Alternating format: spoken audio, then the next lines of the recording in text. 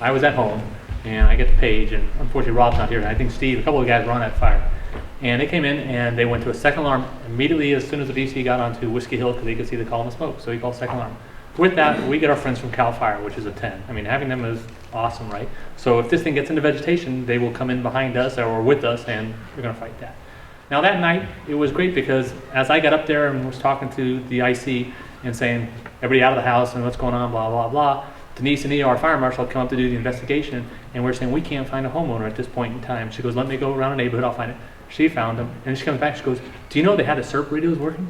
They're all on the radios talking. I went, that's a 10, because that's exactly what you should be doing. Those radios should be fired up, and you should be talking, going, because if we want our evacuation, we're going to find that SERP person if they're not already with us, saying, you know what, get on the radios, tell people we evacuate, and here's the route we want you in or out, and stuff.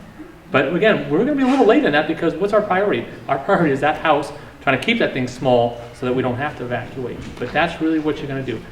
Later on, you're going to get that SMC alert saying, hey, to fire, because that's going to take me a little time to get that in play, that SMC alert, because again, all resources on that fire are trying to put out the fire or whatever that is at that time. So we'll get on SMC alert, but we may be talking 15, 30, 45 minutes down into this thing. We may already want you out and stuff. That's why having those SERP radios fired up the other night was just, it was really, really good. Luckily, it was called in right away. There was no wind. I was listening to your radio traffic.